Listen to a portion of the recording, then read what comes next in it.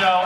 Inner Space takes you behind the scenes of all your favorite genre content, and we were your go-to destination for Stargate until it was taken away from us. We're all very upset about it, but we have someone very special for you who I'll bring out right now. He really doesn't need any introduction. You know him, you love him, the nicest man in show business, Richard Dean Anderson!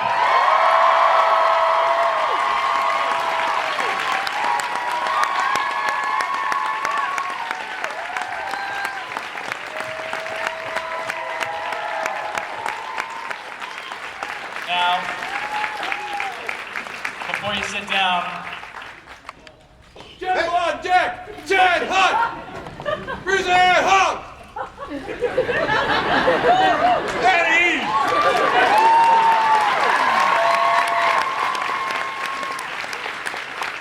Now fucker off!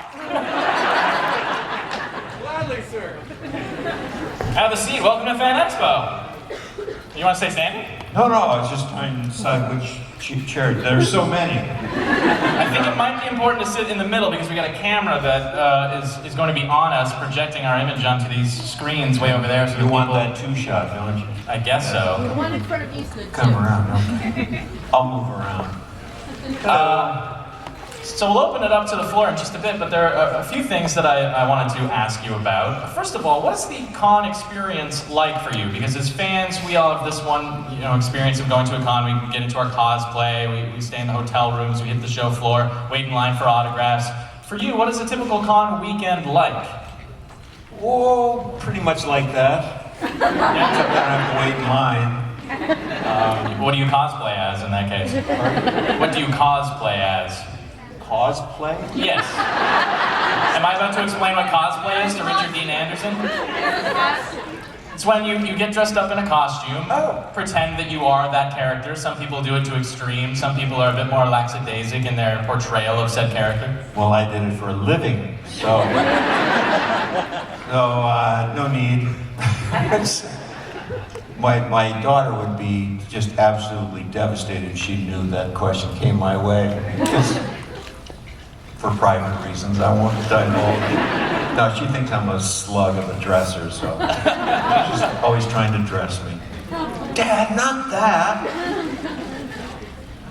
You guys, can you see over there? They have a screen. Oh, you're watching television. Fine. We're all in the same room at least. Let me ask you, obviously we know you very much from MacGyver, from Stargate as well. Stargate has not been on the air in a couple of years because Stargate Universe Sci-Fi did not renew it for a third season. I want to put the blame on Sci-Fi fully for that one. Space had nothing to do with it. We love Stargate. So what do you think about the franchise overall caused such fandom for it? What was it at the heart of Stargate that everyone loves so much? Well, let's ask. Oh, thank you. That question kind of answers itself, doesn't it? No, when the show started, we had some obvious elements working to our advantage. One was that the movie had its own kind of cult following, the underground Stargate franchise with the Kurt Russell and Spader. And that had its own little nut of potential, and then the head of MGM Entertainment asked me to get involved in the project that I guess Brad and who's the other guy there? Yeah, look at that, you win. And Jonathan Glasner had written. Anyway, long story short, the guy that was in charge called me and said, "I want you to do this." Easiest audition I'd ever had. So I looked at the movie and I saw the potential for it, and so I brought kind of a very loyal contingent through the MacGyver series, and you guys made my life. But they came along for the ride, and it worked out quite well. So we had that, and then as far as sustaining the attention of a loyal audience, I think for the most part, and I hear this most a lot from audience folk that, what was that? It's the loudest camera I've heard. That it was pretty much the relationships of the four main characters that really kind of, the interplay that was attractive and kept people on their toes and kept them listening and got them involved in storylines and interpersonal stuff. It wasn't all just, smoke and mirrors, although we got into some pretty good smoke and mirrors later on, but we were able to sustain some degree of success for, 10 years, I guess?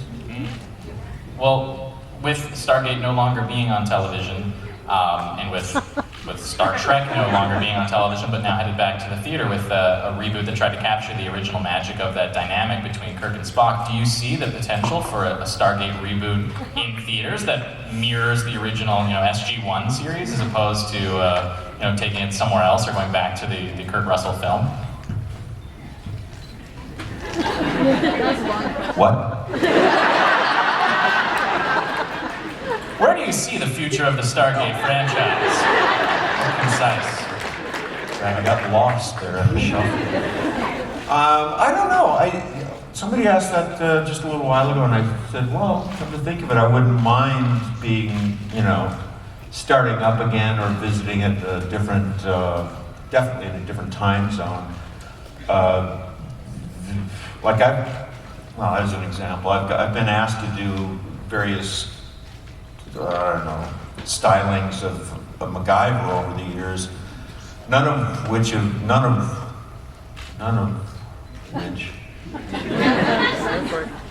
and my grammar, right?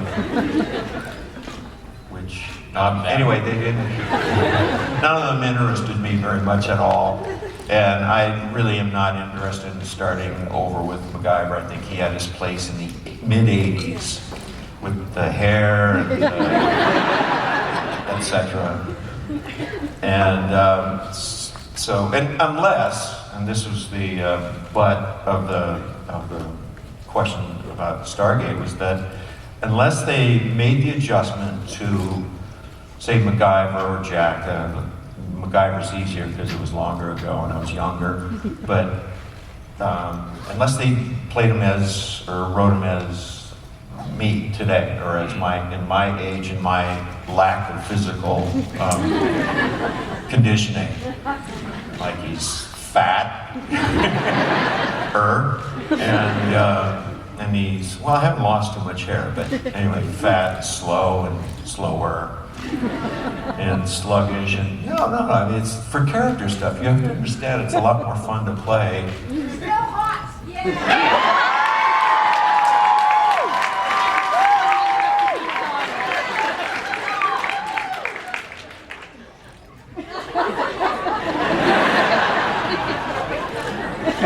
Yeah, it was kind of hot in there, wasn't it? It's this shy but honest fellow from the Midwest. Did I answer anything? Well, we can go to the floor. If people have questions, I know Eric is out there with a microphone. Is he running around? I can't really see in the crowd. Well, let's go to the front row for this first question, then we'll find Eric with another question. Just shout it out and I'll repeat it. I think they're bringing me mine. Maybe it's not working. Take your time. Thought it was Eric with a mic. Where did he go? That one's not working either. Is this working? Oh. Is this working? Here, use mine.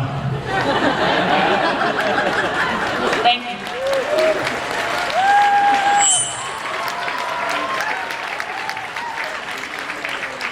Thank you!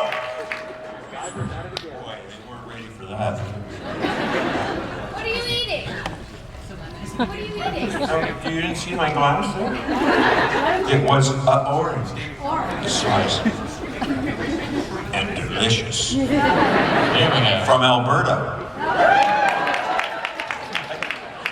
Or Ontario.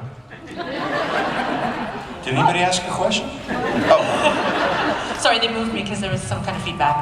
Anyway, you've been involved over the years with numerous charities, most of which a lot of what you're making coming here. The money is going there, which is fantastic. My question was more, what about those particular charities attracted you to become affiliated with that? And for those that are not already involved, what's upcoming that event-wise or promotion-wise that they may be able to get involved in? You know, you really should just ask one question at a time. Those of you who know just how slow I really am. So, thanks a lot. Forgot who she was talking to. What was the question? No, it had to do with charities, I think, right? Yeah. Well, which ones are you talking about in particular? Well, I know you've been involved a lot with the Sea Shepherd. Yeah, Sea Shepherd, which is a popular subject in this part of Canada, I understand, or actually further east. There's a knowing giggle over there somewhere. Well, I got involved with Sea Shepherd in particular because I was at an event, a fundraiser for in Alaska for Paul's Sea Shepherd Conservation Society. He was kind of newer, newer venture for him because I don't know how much you guys know, and I promise I won't launch into a diatribe about it, but he started, Greenpeace, fell out of favor a little bit, moved on because Greenpeace kind of, in his eyes, existed to exist. I mean, they weren't being very productive. So, what are you making? You eating? Is that eating something, or are you rolling something? I think it's Legos. Oh, okay. You guys are smoking Legos now? So anyway, Paul, yeah, how's my focus? Pretty good? So Paul ventured off and started Sea Shepherd. And then flash forward, I belonged to a group that did charities for a variety of different charities. And Paul was the recipient that year for us. And all I had to do was really listen to him speak about the marine mammal dilemma. And I was just mesmerized, and the hook was set deeply for me, and I just kind of hung on his coattails. The cause, please go to seashepherd.com so I don't have to launch into it. But I don't know, someday a very dear friend of mine, the godmother to my daughter, has got brain cancer, and she had created an organization called Art of the Brain, and it just made sense that, we're all family, so I took on that as something to help out with. There's a variety of reasons. Thank you for donating some of the money from this event. Thank you for putting some of that towards charity. Oh God, yeah. Makes sense. You're the only one I think that's doing that here. Well, you don't know. Somebody more private about it, maybe. Well, but it might be true. Let's stay with charity, and let me ask a follow-up on that. Amanda Tappan has her own charity, Sanctuary for Kids. Yeah, very, very great charity. I feel like I run into her at least once or twice a year. She's delightful. Are you still in touch with Amanda? Do you hang out with her? What's your relationship like these days? We're seeing each other. Yeah. If only. Oh my God. If only she wasn't here. Yeah, if only, huh? No, the last time I saw Amanda was a pretty long time ago. I don't know. I think I saw her in England. Or no, she snuck up on me at some venue. And I don't recall. When you were in Paris, you saw her. Oh, thank you. I saw her in Paris. Stay close.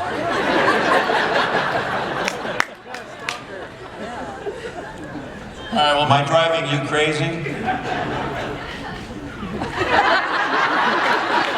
Well, yes. He says yes. we want to go back to the floor for more questions? Is our runner with someone with the microphone? There he is. There's one right down the aisle for you. White shirt, hand in the air, glasses on her head. And go. There she is. Hello.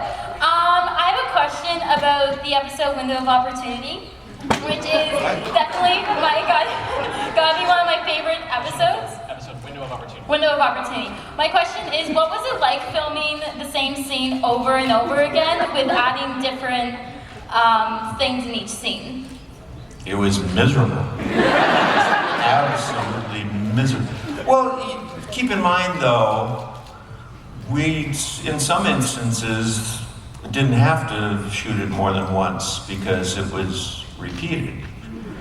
So maybe we did just shoot it once and then kept redoing it. You know, it was no need to reshoot it because making a movie is like that. It's got technology that allows you to loop things around like that. As part of my answer, no, I mean, shooting that show was not always, a lot of fun. So that, and I got, during one of the segments there, I got to kiss Amanda a whole bunch of times. Oh, that's what you're talking about. Jeez. Cheapy bugger. Oh, that was great. Let's go.